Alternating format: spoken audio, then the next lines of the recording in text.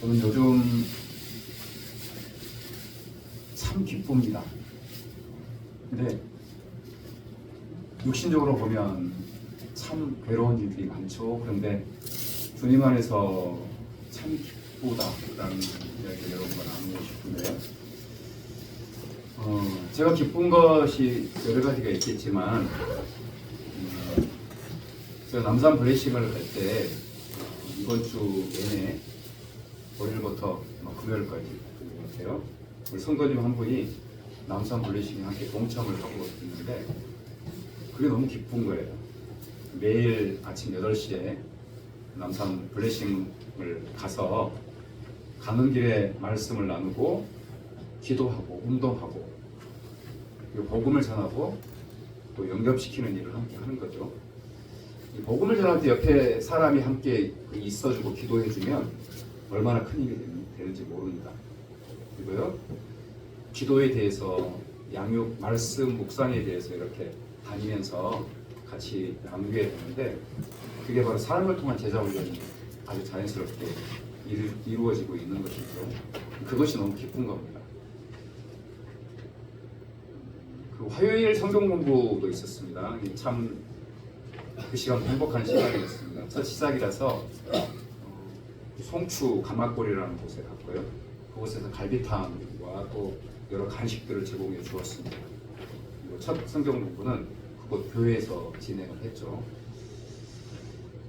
말씀의 자리에 함께 한다는 게 얼마나 기쁜지 몰라요. 물론 이제 이 화요 성경 공부를 시작하는 데 있어서 그 과정이 얼마나 힘들었는지 몰라요. 엎어지고 뒤집어지고. 그래서 그런 과정, 영적 치열한 싸움이 있었지만 8명이 말씀의 자리에 동참을 했고 말씀에 대해서 나누는 그런 시간들을 가졌습니다. 그것이 기쁨인 거죠. 물론 여러분에게 말하지 못할 수많은 일들, 마음 아픈 일들이 참 많았습니다. 그런데 그것보다도 비할 수 없는 기쁨이 바로 말씀 안에 서 있는 기쁨이 크다는 거죠. 매일매일 우리는 우리의 삶은 선택의 연속이죠. 선택을 하면서 이 땅을 살아갑니다. 그 선택의 모습은 다양하죠. 그런데 우리가 하나님의 자녀로서 그 선택을 하는 두 가지가 있다면 그것은 바로 하나님을 선택하느냐 세상을 선택하느냐, 이 두 가지 선택이죠. 그래서 나의 기쁨의 근원이 하나님께 있느냐 아니면 세상에 있느냐의 선택이 합니다. 우리 본문 말씀을 한번 1절 2절 말씀을 같이 한번 읽겠습니다. 1절 2절 말씀 같이 읽겠습니다. 시작. 하나님이여 나를 지켜주소서. 내가 죽게 피하나이다. 내가 여호와께 아뢰되 주는 나의 주님이시오니 저 밖에는 나의 복이 없다 하나이다. 오늘 말씀은 그 다윗의 믹담이라는 그런 표제가 붙어 있습니다. 믹담은 그 의미가 숨겨진 보물, 아니면 깊은 묵상시, 그런 의미가 있죠. 숨겨진 보물이라는 의미가 있습니다. 그래서 오늘 말씀을 통해서 여러분에게 그 하나님의 숨겨진 보물이 발견되는 은혜가 있기를, 오늘 믹담이라는 이 말씀처럼 여러분의 인생 가운데 하나님의 숨겨진 그 보물이 발견되는 은혜가 있기를 축복합니다. 이 시의 배경이 어떤 배경 가운데 쓰여졌을까는 우리가 구체적으로 나와 있지 않아요.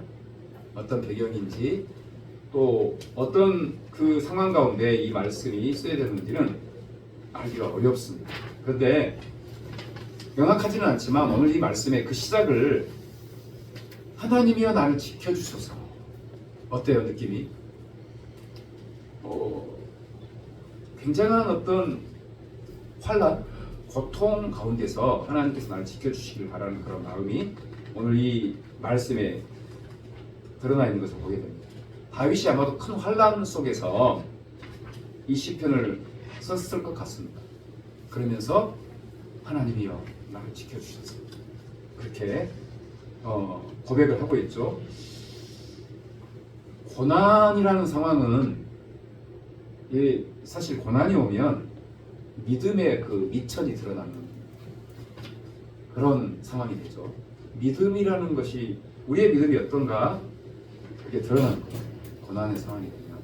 그리고요, 믿음이 없어 보였는데 고난의 상황에서 믿음이 굉장히 강하게 또 드러나는 것들을 보게 돼요.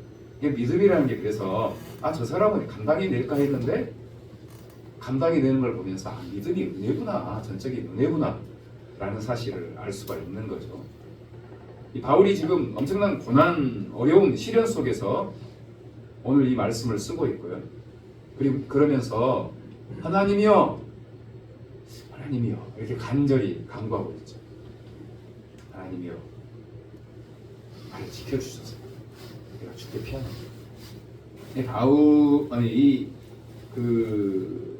다윗은 정말 고난 가운데서도 고난이 다가오면 다가올수록 우리가 시편의 말씀을 보면 알 수 있지만 더 하나님을 의지하는 모습을 볼 수 있어요. 힘든 상황에 처했다가도 고난의 상황이 오면 올수록 다윗은 하나님 외에는 소망이 없다. 적에게 쫓기고 어려운 상황이 전개돼도 하나님에는 다른 길이 없다라는 고백을 시편 내내 하는 것들을 보게 돼요. 내가 죽게 피하나이다. 내가 의지할 분은 주님밖에 없습니다. 그 고난의 상황 가운데, 고통스러운 상황 가운데. 나의 모든 복, 오늘 이 말씀은 계속해서 나의 모든 복은 하나님께 있습니다. 나의 모든 기쁨은 하나님께 있습니다라는 고백을 해요. 그렇죠? 내가 여호와께 아뢰되 주는 나의 주님이시오니 주밖에는 나의 복이 없다. 그러니까 이런 고난 속에서도 나의 복의 근원이 여호와 하나님이시고 나의 기쁨의 근원이 하나님이시라는 고백을 하고 있는 거죠. 시편 1편 말씀 복 있는 사람에 대한 그 말씀이 나오죠. 누가 복 있는 사람인가? 복 있는 사람은 악인들의 꾀를 따르지 아니하고 죄인들의 길에 서지 아니하고 오만한 자들의 자리에 앉지 아니하고 오직 여호와의 율법을 즐거워하고 그 율법을 주야로 묵상하는도다. 이 복 있는 사람을 그렇게 그 시편 1편에서는 이렇게 표현을 하고 있죠. 세상적인 복은 그 복을 얻으려고 꾀를 써요. 그리고 죄인들의 길을 걸어가요. 그리고 교만해지는데 내가 높아지는데 세상적으로 높아지는데 복이 있다고 생각을 해요. 그 길을 걸어가는 거죠. 그러기 위해서 수단과 방법을 가리지 않는 게 바로 세상적인 복의 모습이고 하나님의 복은 그런 상황에 상관없이 여호와를 의지하고 그 말씀을 따르는 것에 있음을 시편 1편은 말씀을 하고 있죠. 여러분의 복 또는 기쁨의 근원은 어디에 있습니까? 분명히 하나님께 있을 겁니다. 그렇죠? 여호와 하나님께. 여호와 하나님이 나의 복, 나의 기쁨의 근원이다라고 우리는 고백을 하고요. 그 길을 걸어가는 거예요. 그러니까 사실은 시편 1편도 그렇고 오늘 이 말씀도 그렇고 고난의 상황이에요. 괴롭고 힘든 상황이에요. 그런데 어떤 선택을 해요?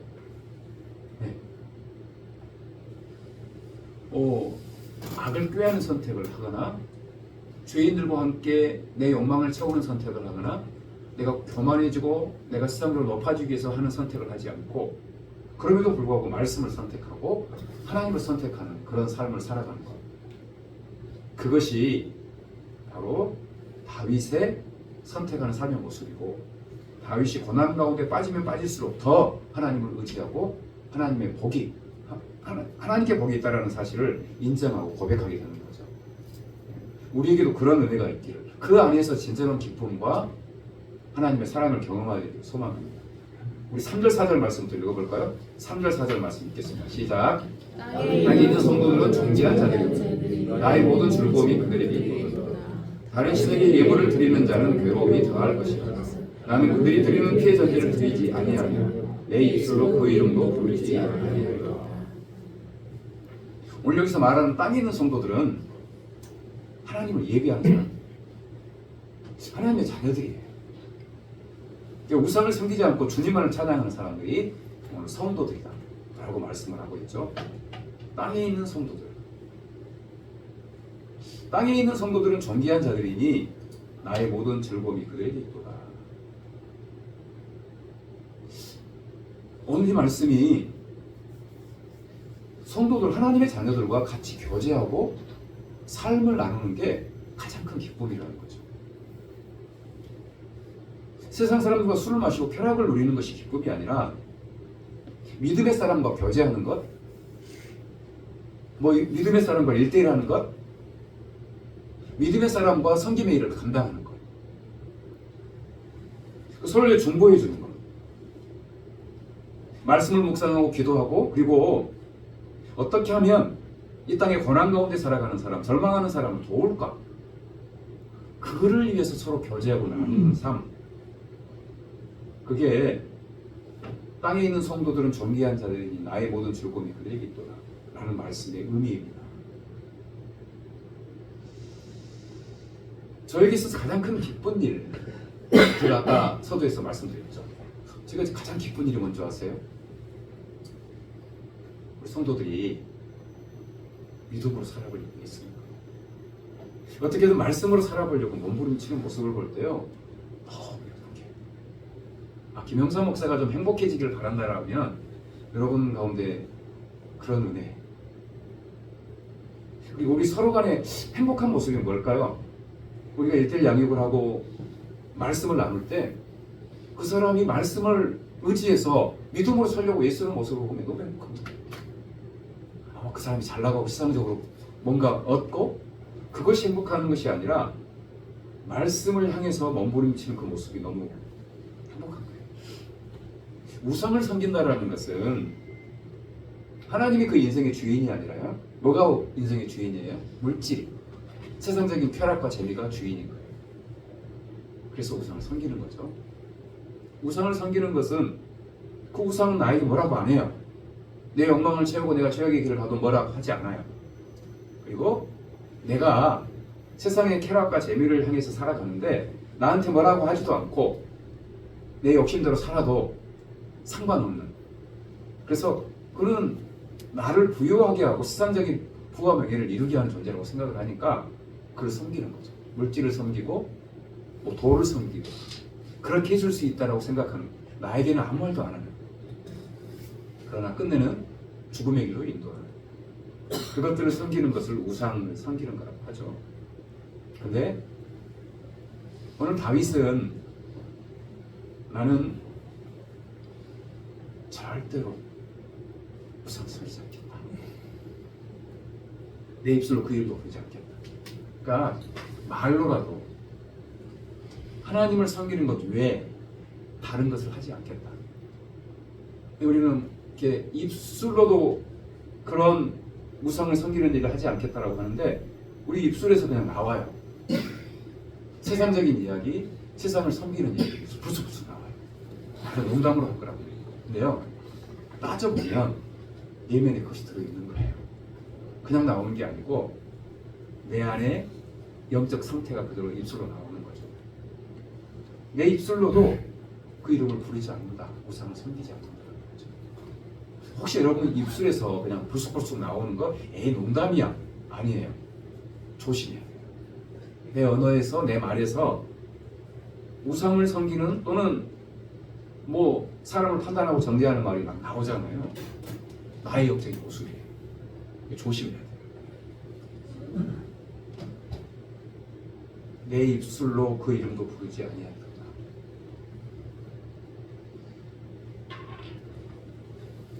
저는 말씀의 자리에 나오는 성도들 보면 너무 기쁜 거예요. 1:1을 하고 새벽 기도에 나오고, 그리고 성경 공부 모임 8명이 왔는데 여러 가지 우여곡절이 있었지만 그 인원이 와서 같이 예배할 때 너무 행복했어요. 근데 하나님은 얼마나 기뻐하실까? 연약한 목사인 저도 이렇게 기쁜데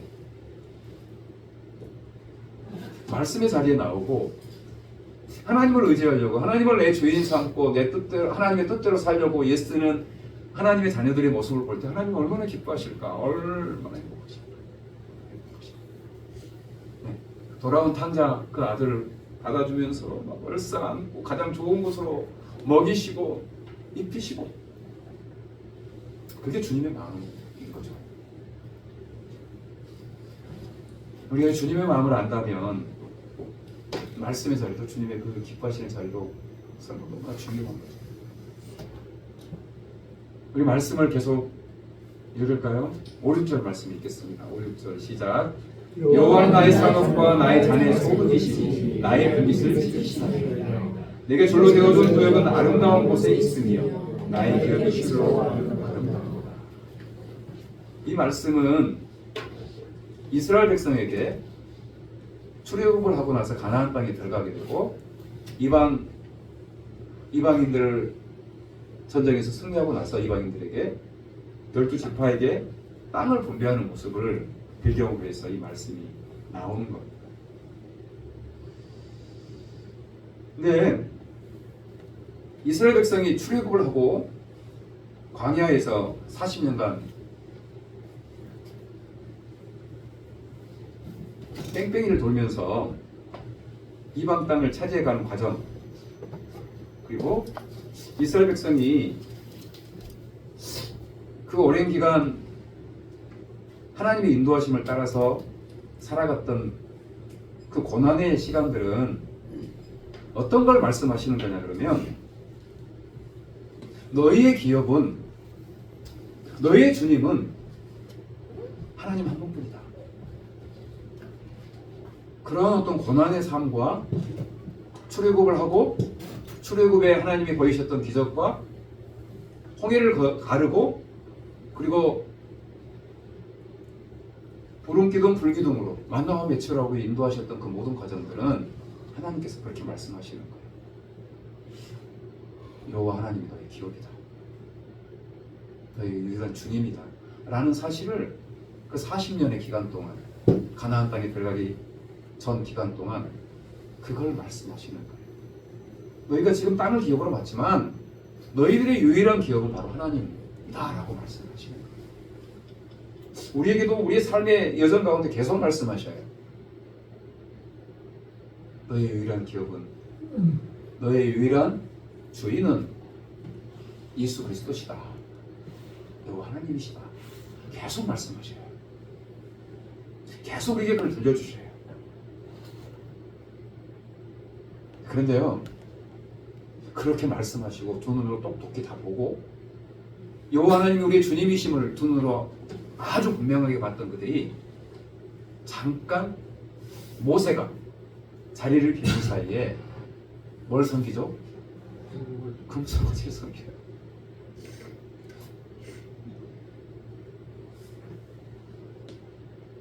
그들은 여전히 금송아지가 하나님일 거예요. 물질이, 세상적인 쾌락이 하나님일 거예요.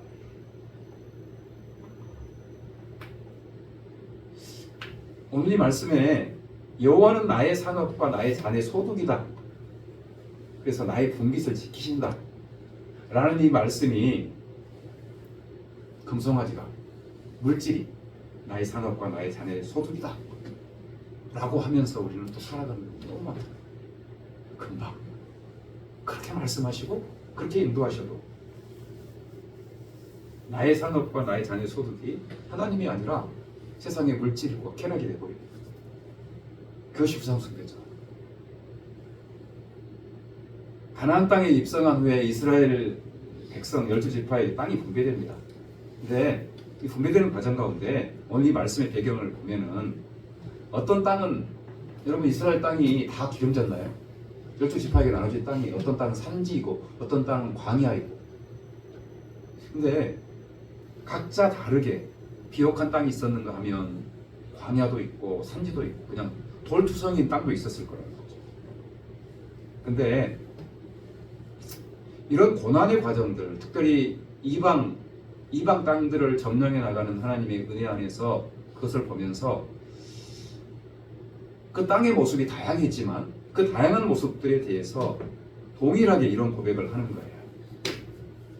여호와가 나의 분깃이시고 나의 주님이시기 때문에 내게 줄로 주어진 구역은 아름다운 곳에 있으며 나의 기업이 실로 아름답다. 여기서 실제로 이스라엘 백성이 받은 땅들이 다 아름답고 풍성했던 게 아니잖아요. 그런데 여호와가 나의 주님이라는 그 사실, 그리고 특별히 이방 땅들을 점령해 나가면서 하나님이 함께 하시는, 그리고 그들이 하나님을 의지하지 않았을 때 깨뜨려져 버리는 망하는 모습들 가운데 하나님을 의지했을 때 하나님께서 인도하신 그 은혜를 경험하면서 이 고백이 나올 수 있는 거죠. 내가 땅을 기업으로 받은 땅이 닥토이고 돌투성이고 산지이고 농사를 지을 수 없는 땅이어도 여호와가 나의 주님이시다, 나의 기업이시다라는 고백을 하는 가운데 그곳이 아름답게 귀하고 소중하게 보여진다는 것이죠. 절망의 상황, 눈물 나는 상황에도요, 그것이 내 인생의 주인이 여호와이십니다, 나에게 하나님께서 깊으신 뜻을 가지고 나를 인도하십니다라는 그 믿음의 고백 가운데 바로 내게 주어진 상황을 바라보면 그것이 아름다운 것이 돼요. 기쁨과 감사의 터전이 되는 거죠. 특별히 그 12지파에게 땅이 분배되면서 땅이 분배되지 않은 지파가 있었죠. 어느 지파죠? 레위 지파죠. 레위 지파는 하나님을 예배하는 사람들이었어요. 물론 부분적으로는 뭐 지급이 됐지만 12지파에게 나누는 그 모습은 지급되지 않았습니다. 그 대신에 뭐가 11조가 주어졌죠. 그래서 레위 지파에게 하나님께서 말씀하시는 건 뭐예요? 나를 섬기는 너희는 내가 너희들의 분기시고 너희 땅이 될 것이고 너희들의 주인이다. 레위 지파에게 특별히 그렇게 말씀하신 거죠. 나의 삶의 모습이 어떠해도 고통스러워도 그것이 주님의 주인 되심, 주님의 은혜와 비전 안에서 그것이 바라봐지면 정말 아름다운 것이 돼요. 남산 블레싱을 가면서 형제와 나눴던 비전이 있어요. 그거는 제가 2010년도에 유럽을 찾으면서 체마볼로라는 공동체를 제가 가게 됐어요. 전혀 생각지도 못했는데 안내하는 분이 우리가 하는 사역을 듣고 목사님 거기 꼭 가보셨으면 좋겠다고 제가 알려준 공동체, 버시니아 헬처겁이라는 아주 굉장히 먼 곳에 있었습니다. 근데 꼭 가고 싶었어요. 그곳에 갔습니다. 그곳은 지금 한 70, 80년 됐어요. 그리고 수녀님 두 분이 처음 시작했습니다. 근데 하나님께서 20대 초반에 그 수녀 두 분에게 계속 말씀하셨대요.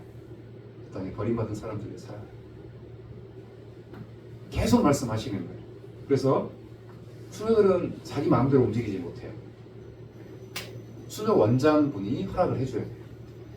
그래서 원장님에게 저희가 가난한 사람들이 살고 싶습니다, 그럴 수 있도록 허락해 주십시오라고 했는데 아직 안 돼. 근데 그 청원을 1년에 한 번씩 할 수 있어요. 매년 했어요. 하나님이 그런 마음을 주셨기 때문에. 근데 아직 어려서 준비가 안 됐어. 6년째 돼도 안 해주는 거예요. 7년째. 이제 그럼 시작해봐라. 그래서 다 무너져가는 건물 2채를 주면서 이곳에서 시작해봐라고 했대요. 그래서 그곳에서 사람들에게 알코올 중독, 거기는 마약 중독이 많아요. 그들에게 밥을 나누기 시작했고요. 그들을 위로하고 격려하기 시작했어요. 근데 나누면서 예배를 드리는데 그들에게 예배 드리자는 얘기를 안 해요. 그냥 두 분이서 예배 드리는 거예요. 그러면 그분들이 어느 날 찾아와요. 그래서 이렇게 쭈삣쭈삣 하더니 같이 예배를 드려요. 그래서 그들이 예배자를 세워지기 시작했어요. 그리고 그들은 기술들이 뛰어나요. 그 건물을 깨끗하게 너무 멋있게 리모델링을 해버렸어요. 그리고 나서 시작한 것이 1:1 양육입니다. 회복이 된 알코올 중독과 마약 중독에서 회복된 사람들이, 그리고 그 수녀님의 본을 본 사람들이 마약으로 무너지고 알코올로 무너지고 노숙의 삶을 살아가는 사람 한 명을 1:1로 같이 살면서 자기 집에 같은 방을 쓰고 같이 자면서 양육하기 시작했어요. 그러니까 자기가 받은 사랑을 그대로. 그래서 처음에 마약을 하고 노숙을 하고 알코올의 삶을 살아가던 그 사람이 미칠 지경이 됐대요. 왜냐하면 24시간 붙어서 돌보고 섬겨주고 그리고 말씀을 양육하고 하니까. 근데 그 사람이 느낀 게 뭐냐 그러면 이 사람도 과거에 마약 같이 하고 알코올 중독 노숙을 하고 인생의 가장 밑바닥까지 떨어져서 고통스러운 삶을 살았던 사람이 완전히 바뀌어서 자신을 돕고 섬기고 하나님의 사람으로 거듭난 모습으로 살아가니까 아, 나도 저 사람처럼 하면 되겠네? 나도 저 사람처럼 하면 되겠네? 라는 생각을 하게 된 거예요. 그래서 잠깐의 갈등이 있었지만 변화가 일어났어요. 그리고 그 사람이 또 다른 사람을 양육하는 거예요. 또 다른 사람이 1대1. 그리고 거기는 제가 그 체납볼로 공동체를 들어갈 수 있게 됐어요. 원래는 못 들어가요. 근데 그 안내하는 분에게 내가 이런 사역을 하고 있고 좀 배우고 싶습니다 했더니 일반적으로 수녀님들도 또 거기에 있는 신부님도 못 들어가요. 들어가게 했어요. 근데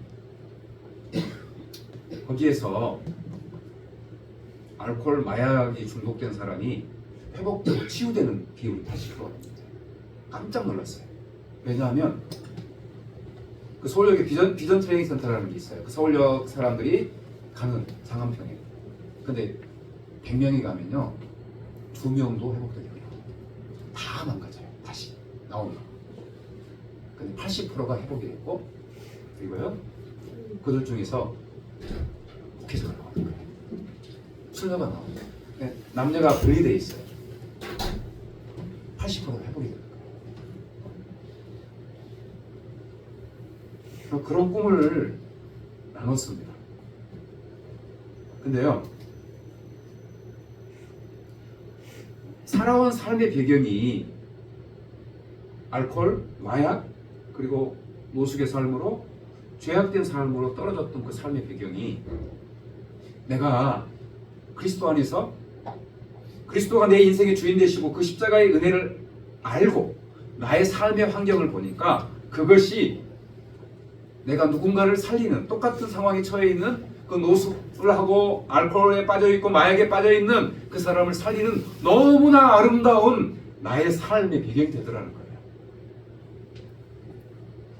내 기억에 아름다운 곳에 있으니 나의 삶이 어떠했든지 상관없어요.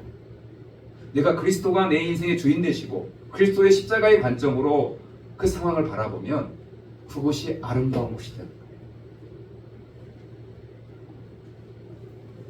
거예요. 참 계속 기도했습니다. 이 부분이. 근데 안 되더라고요. 너무 어려워요. 제가 헌신하지 못해서 그런 거예요. 근데 앞으로 한두 사람만 세워지면 그 한두 사람이 다른 사람을 세울 겁니다. 이게 제자훈련이거든요. 하나님께서 그걸 이루실 거예요. 제가 25년이 돼도 부분적으로 열매가 있었지만 그게 지속적으로 제자가 되고 새로운 사람이 세워지고 하는 것들을 보지 못했어요. 부분적으로만 봤어요. 그 단꿈 열매가 있었기 때문에. 근데 하나님께서 하실 것을 믿습니다. 내게 줄로 재어준 곳은 아름다운 곳에 있으니 나의 기업이 실로 아름답도다. 여호와가 나의 상업이 되시고 내 주인 되시고 내 인생의 그 십자가가 내 인생의 삶의 중심에 있으면 그런 일들이 일어나는 거예요. 나의 기업이 나의 상업이 여호와께 있습니다.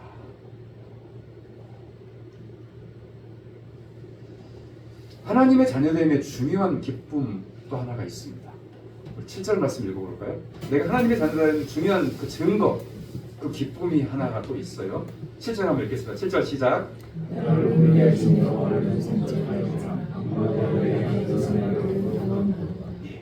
나를 훈계하신 여호와를 송축할지라 밤마다 내 양심이 나를 교훈합니다. 나를 훈계하셔요. 나를 훈계하셔요. 나를 책망하셔요. 나에게 채찍질하셔요. 그 하나님을 내가 송축해요. 이게 어떤 의미일까요? 여러분, 내가 죄악의 길을 가고요. 그 죄악의 길을 가는데도 형통해요. 너무 잘 살아요. 아무 일이 없어요. 그게 복일까요? 버림받았다는 거예요. 버림받은 사람은요, 죄악의 길을 가도 그리스도가 그 인생의 주인 되지 않으면 죄악의 길을 가도요, 그냥 놔둬요. 그 죄악의 길로 가서 형통하고 그렇게 살다 영원히 죽어가는 거죠. 근데요, 하나님의 자녀는요, 그들을 안 놔두셔요. 책망하시고 홍기하시고 채찍질하셔요. 그래서 그 길에서 벗어나게 하셔요. 이게 가장 큰 하나님의 사랑이에요.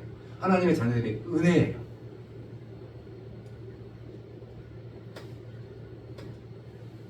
밤마다 내 양심이 나를 교훈하고, 이거 원어적으로 이 내 양심이라는 것은 우리는 일반적으로 양심 그러면 뭘 말하죠? 심장을 의미하죠.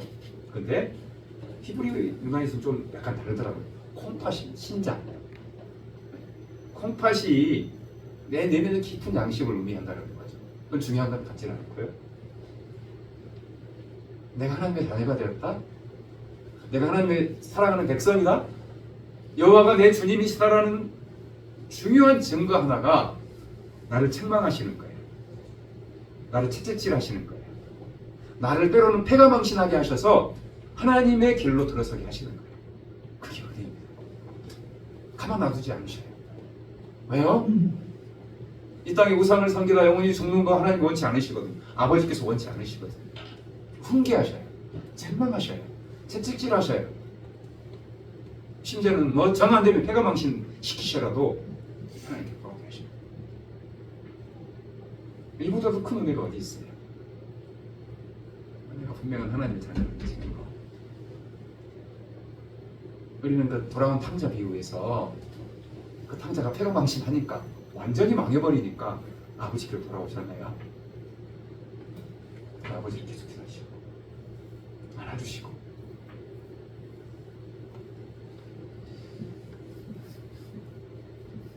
책망하시는 그 은혜. 내가 책망 가운데 하나님의 그 책망과 하나님의 그 채찍질하심과 나에게 고통, 고난을 주시더라도 하나님의 길로 인도하시는 하나님의 그 사랑이 그 어떤 사랑과 비할 수 없는 큰 사랑인 겁니다. 책망받는 은혜, 그리고 그 책망받는 주님의 음성을 듣는 은혜가 이렇게 축복합니다. 들리는 은혜가 있어요. 하나님한테 그게 들려요. 아, 주님의 길로 서야겠구나. 어느 순간 그게 들려요. 계속 말씀하십니다. 환경을 통해서 말씀하시기도 하고 사람을 통해서 말씀하시기도 하고. 근데 그게 들려져요. 들려지는 은혜가 되게 축복합니다. 그게 큰 복입니다. 그게 큰 기쁨입니다. 우리 8, 9절 말씀 읽겠습니다. 8, 9절 말씀 시작.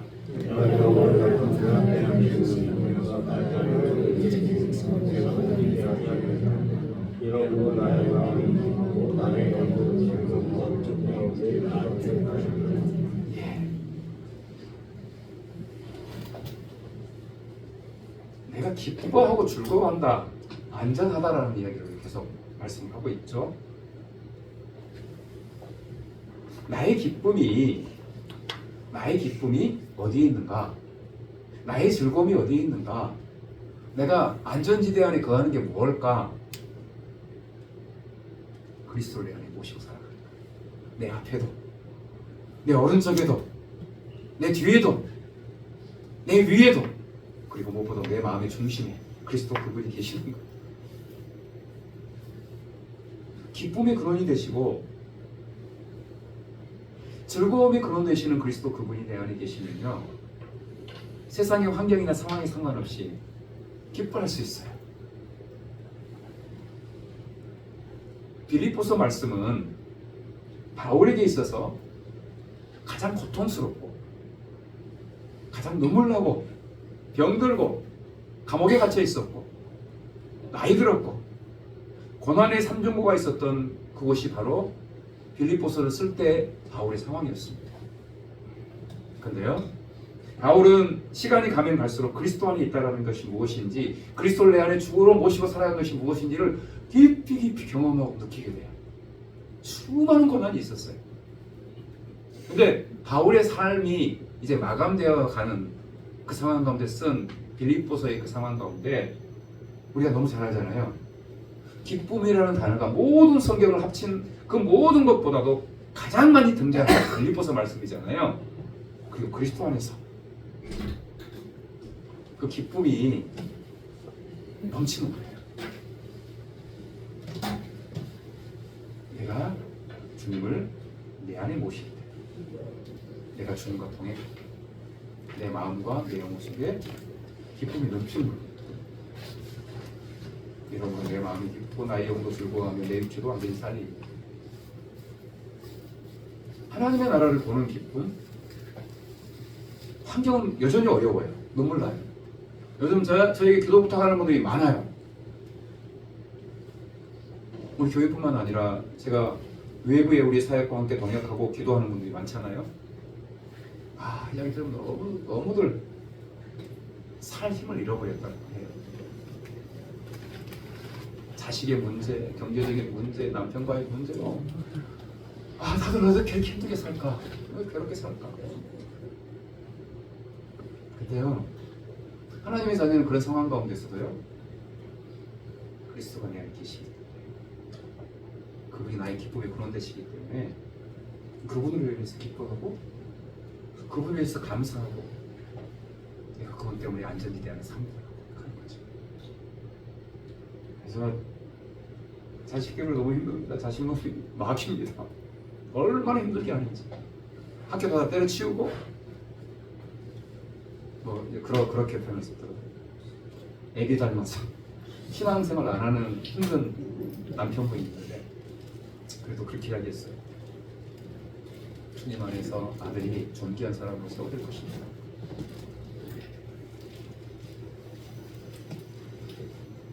주님께서 함께 하실 때 가장 중요한 것이 우리에게 임합니다.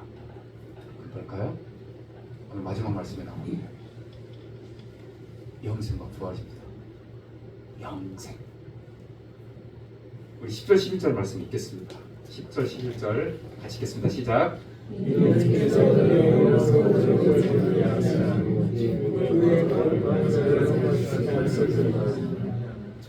주께서 생명의 길을 내게 보이시니 주의 앞에는 충만한 기쁨이 주의 오른쪽에는 영원한 축복이니이다. 그리스도가 내 안에 계셔요. 그리스도가 내 인생의 주인 되셔요. 십자가 달려 죽으시고 나에게 영원한 생명을 주신, 죄사함을 주신 그리스도가 내 안에 계셔요. 그럴 때 우리 가운데 영생이 있어요. 우리 가운데 죄와 사망을 이기고 부활하는 부활의 능력이, 영원한 부활의 능력이 많아요. 그것을 다윗은 하나님의 감동을 받았어요. 그래서 오늘 이 본문 말씀을 성령의 역사를 경험했던, 마가의 다락방의 성령의 역사를 경험하고 그 수많은 사람, 3,000명이 넘는 사람들이 회개했던 그 설교를 할 때 바로 이 말씀을 인용해서 설교를 합니다. 예수님의 십자가와 부활에 대해서 선포하면서 이 말씀이 그냥 그대로 선포되는 거예요. 왜냐하면 이스라엘 사람이 다 알고 있잖아요. 시편 말씀을. 그들이 메시아의 전형으로 생각했던 다윗의 선포한 말씀이니까. 그래서 이 말씀을 인용해서 그리스도가 우리의 영원한 생명의 주가 되시고 그분이 우리 죄를 위해 죽으시고 그분이 부활하셔서 영원한 생명을 주시는 바로 그 말씀을 이 10절 11절 말씀을 인용해서 선포합니다. 그러니까 거기에서 몇 명이, 3,000명이 이스라엘 사람들이겠죠.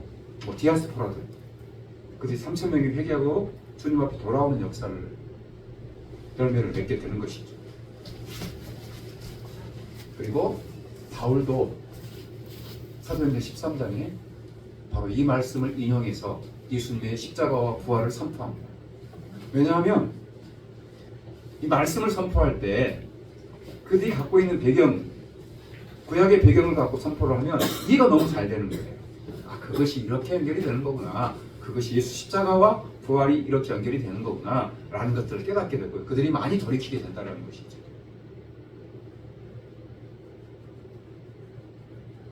우리에게 그리스도 안에 있다라는 것의 가장 큰 기쁨은요, 오늘 다윗이 성령의 감동하심으로 바로 자기 후손에게서 메시아 그리스도가 오셔서 그리스도가 십자가에 달려 죽으심으로 이 땅 가운데 영원한 생명과 부활 그리고 영생을 주실 것을 그때 이미 하나님의 감동으로 알았던 거고 이 말씀을 선포한 거예요. 어떻게 이 말씀을 선포하겠어요? 부활에 대해서. 구약시대 다윗은 하나님을 의뢰하고 고난의 상황 가운데도 하나님과 동행함으로 말미암아서 그 마음 가운데 하나님께서 말씀을 부어 넣어 주신 거예요. 오실 그리스도의 그 십자가와 부활에 대해서 깨닫게 하신 거예요. 그리고 이 말씀이 가장 강력한 그들이 메시아의 전형으로 여겼던 다윗의 그 말씀을 통하여 수많은 사람들이 예수님의 십자가와 부활을 깨닫고 주님 앞에 나오게 되는 중요한 토대가 되었다는 겁니다. 그리스도 안에 있다는 것의 가장 중요하고 세상 그 무엇과 비할 수 없는 기쁨은 그리스도의 십자가의 죽으심을 통해서 우리에게 영원한 생명이 부활이 임하게 된다는 겁니다. 그 기쁨이 그 어떤 것과 비할 수 있겠어요? 무엇과 비하겠어요? 내가 하나님의 자녀됨의 권세가 임하게 되고 영생을 얻게 되고 예수님과 함께 부활하게 된다라는, 죄로 말미암아 영원히 죽지 않고 영원한 부활을 누리게 된다는 것보다 귀한 게 어디 있겠어요? 그것이 우리 모두에게 이미 있는 거예요. 말씀 11절 말씀 한번 다시 한번 읽어볼까요? 읽겠습니다. 시작. 주께서 생명의 길을 내게 보이시리니 주의 앞에는 충만한 기쁨이 있고 주의 오른쪽에는 영원한 즐거움이 있다. 생명의 길, 십자가의 길, 주의 삶의 길, 하나님의 자녀들의 길, 그걸 우리에게 보이셨어요. 그리고 주 앞에는 충만한 기쁨이 있고 주의 오른쪽에는 영원한 즐거움이 있다. 기쁨, 즐거움을 영원한 충만한 기쁨과 즐거움을 말씀하시고 이 십자가에서 행복론에 대해서 얘기를 많이 하죠. 기쁨이 뭘까에 대해서 이야기를 해요. 사람들이 행복해지는 것은 어떤 자기가 정해놓은 기준이 이르렀을 때 행복해요. 기쁨에 이르게 되는 것은 내가 기쁨의 상황이 되고 내가 생각했을 때 기쁘다라고 생각하는 어떤 선에 다다랐을 때, 그렇죠? 그게 기쁨이 돼요. 그러니까 사람들에게는 기쁨의 커트라인이 있어요. 행복함의 커트라인이 있어요. 다 달라요. 정말 재산이 없고 힘든 사람은 조금만 물질이 생겨도 행복해요. 근데 갑부들은 매력 생겨도 그냥 뭐 그런가 보다 해요. 행복함 또는 기쁨의 커트라인이 다 있어요. 사람마다. 거기서 행복함과 기쁨을 찾으려고 해요. 그리고 계속 바뀌어요. 근데요, 예수 그리스도를 믿는 하나님의 자녀들에게 있어서 행복의 커트라인이 뭘까요? 기쁨의 커트라인일까요? 십자가입니다. 생명의 길 십자가.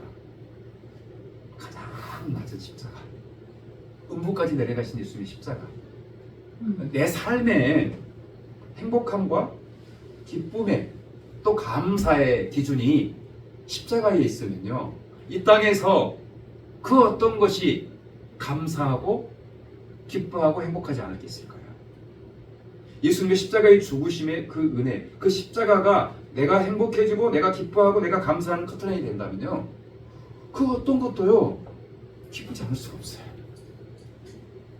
그런 토대 가운데 우리가 잘 아는 항상 기뻐하라, 쉬지 말고 기도하라, 범사에 감사하라, 이는 그리스도 예수 안에서, 십자가 안에서 그게 가능해지는 거죠.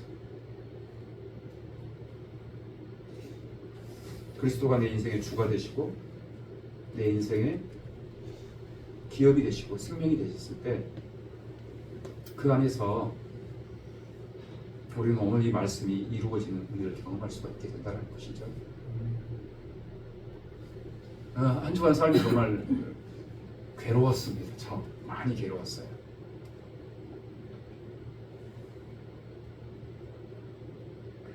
쉽지 않습니다. 여러분이 이제 주일날 오시겠지만 저는 주중에 모든 사람들의 상황들을 밤중에도 연락이 오기도 하고, 어제 설교 준비하고 밤중에 또 갑자기 연락이 왔어요. 1시간을 상황에 또 대처했었어요. 근데요, 그런 상황도 주님의 기쁨, 주님의 십자가 안에서 보니까 우리 한 영혼이 주께 돌아오는 모습을 보고 말씀 앞에 서는 모습을 보니까 그것도 기쁨이 돼요. 주님의 십자가 안에서.